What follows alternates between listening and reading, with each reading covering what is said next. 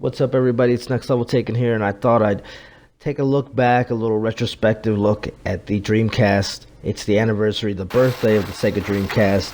Came out in 9/9/99. I'm talking about the North American release, and I'm talking about the Japanese release in '98.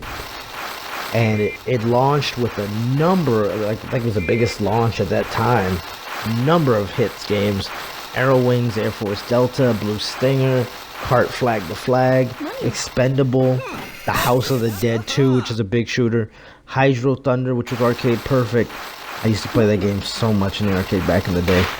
Monaco Grand Prix, Mortal Kombat Gold, NFL 2K, which was revolutionary for the time, and it's probably still be going strong if not for EA and that whole license issue.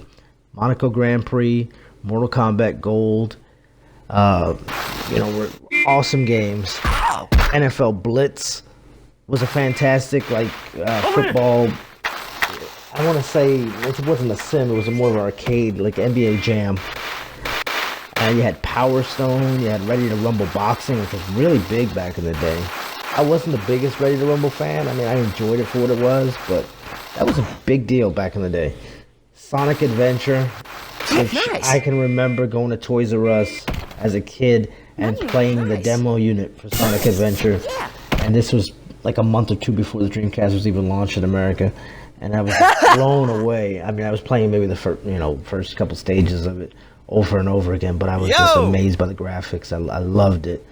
Now, flashback a little bit later when I finally picked up Sonic Adventure, I wasn't too ecstatic about like the fishing levels, Big the Cat and all that crap. But I liked the action in Sonic Adventure, I'll say that, even though the camera was problematic. It used to make me like violently ill, but I still played it, still beat it, loved it. Alright, Soul Calibur, which was a launch title. That was like arcade perfect. That was another big title for Dreamcast back on 9/9/99. TNN Motorsports Hardcore Heat, Tokyo Extreme Racer, Trick Style. Dreamcast would go on later to have games like Jet Set Radio, which was Jet Grind Radio on the Dreamcast. These were titles that you couldn't really find anywhere else. Jet Set Radio was known for its cel-shaded graphics, which was revolutionary at the time. The Dreamcast did a lot of things first. It had online 56K modem. There was very little lag that I can recall. I can remember playing football online, basketball online, even titles like Jet Set Radio, which weren't online, had little things where you could go download like JPEGs. So basically you could make your spray paint. You're spray painting on the walls of Jet Set Radio, you could take that from any website. So, that was kind of cool. Upload things to the leaderboard, scores. In the West, computers weren't running as rampant as they are now. Because I remember being in the top 10 of Shenmue, the arcade games that you could post scores to, Hang On and Terrier, I believe it was. Shenmue was a big deal. I remember picking that up in September of 2000. I mean, that was basically your first open world game. The City of Daylight. It's those trouble. A lot of money to make, but some say it hemorrhaged the Dreamcast. But there's a lot of reasons for the Dreamcast failure. Ultimately, we're not gonna get into all that here. I'm just looking back at fond memories of the Sega Dreamcast, the launch 9/9/99, and what the Dreamcast did and brought to the table for many gaming generations to come. Also, I do want to say though, and I want to note this, that the PlayStation 1 originally launched the same day, 9/9, but it was the year 1995, so 4 years earlier. PlayStation 1, obviously in Japan, launched in 94, but again, I'm focusing on North American launch dates, where I live, in North America. So the Dreamcast, I mean, it brought to us Jet Set Radio, brought to us Crazy Taxi, which was, I remember playing that in the arcade, and then to take that and bring it home, it did so much for me. The graphics were amazing, the games, Virtua Fighter 3 TB, I can remember. Ikaruga, I hope I'm pronouncing that right, which is a phenomenal shooting game. It was only available in Japan, but I do remember importing that. Like, Dreamcast was the first system that I really think I imported games for. And then I started importing them on PS1. I really haven't imported games too much since. A handful here and there. But it's just such an awesome system.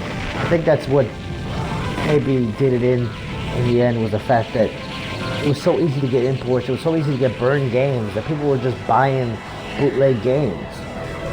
You know, why would I go to the store and pay $40, $50, $60 for a Dreamcast game when I can go buy, you know, bootleg disc, you know, $5, $10, whatever, and download it off the internet or something? It kinda hurt the Dreamcast sales, the GD-ROM, that and the fact that it didn't have a DVD player. But, you know, I buy games to play games. I buy game systems to play games, not to necessarily watch Netflix on. If it comes with that, that's a bonus to me, but it's not the end-all be-all. Happy birthday to the Dreamcast, turning 19. You're not old enough to drink yet. You're getting there. 19 years, can you believe that? 23 for the PlayStation 1. I remember picking up Final Fantasy 8 on $9.99 as well. I remember Tony Hawk came out later that month. 1999 was a good game, good year for games. So was 98. Alright, it's been Next Level Taken. Look at the Dreamcast anniversary retrospect. Just basically a homage I love for the Sega Dreamcast. I can remember racking up high scores on a lot of Dreamcast games. I remember House of the Dead. I remember the Brawlers that I used to play on the Sega Dreamcast. NBA 2K is still going strong to this day. I mean, unfortunately they didn't have EA behind them. That's another reason why the Dreamcast has died out pretty quick. That and all their losses in sales. Sega Saturn, they had so many systems out at one time. We're not going to get into all that craziness. There's plenty of documentaries about that. But the VMU was revolutionary. You could take a little screen in your controller, and basically I could see my football plays without the other person I was playing against knowing what play I'm going to call. There's been nothing like it since, unfortunately. You could take it out and you play little mini games in Sonic Adventure. You could raise little Pokemon type characters. I mean, it was just amazing. You could look at little Flash videos. You could play little Flash games on the little thing. It was beyond its time. Get in already. And we still haven't seen anything since that equates to that. You ready? I kind of want to say that it was maybe too gimmicky at the time, but I enjoyed it. Marvel vs. Capcom 2 and Project Justice, Dead or Alive, were some of the best fighting games ever, and I love them. I wish really we need a sequel to Project Justice or a re-release or something. Marvel vs. Capcom 2, I didn't like the music, the jazz soundtrack and all, but I did enjoy the gameplay and the characters. It wasn't the most balanced game in the world, but it was fun. And ultimately, that's all that matters. You had F355 Challenge. You had some crazy good games on there. Daytona. Oh my gosh, just the memories. Oh, the memories. You had Echo the Dolphin. You had the Sega Smash Pack, which was like a retro compilation. It didn't have like 53 titles like the compilations of today. It had only 12 titles, but I was still playing Genesis games on my Dreamcast, which I was thankful for. Golden Axe and Streets of Rage and Sonic the Hedgehog, even if they had a little bit of lag and sound issues and whatever. But the point was I was still able to play classic RPGs, like Phantasy Star on my Dreamcast, which, speaking of Phantasy Star Online, another huge hit. I mean, that predates all the RPGs we have online today now. And it was a magical time for gaming, a magical time for gaming in my life anyway. You had Space Channel 5, they took a lot of risks, they did a lot of different things. Michael Jackson was in that game, by the way. Those that don't know, Michael Jackson was a huge Sega fan. Skies of Arcadia. When are we gonna get a sequel to that, Sega? Come on. Just Rayman. I was introduced to Rayman from the Dreamcast. It didn't launch on Dreamcast, but that's where I spent my first time with Rayman. So I have plenty of fond memories of the Sega Dreamcast.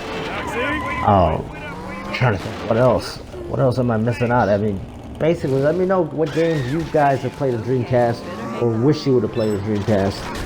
What are some fond memories you have of the Sega Dreamcast? Metropolis Street Racer is another one that comes up.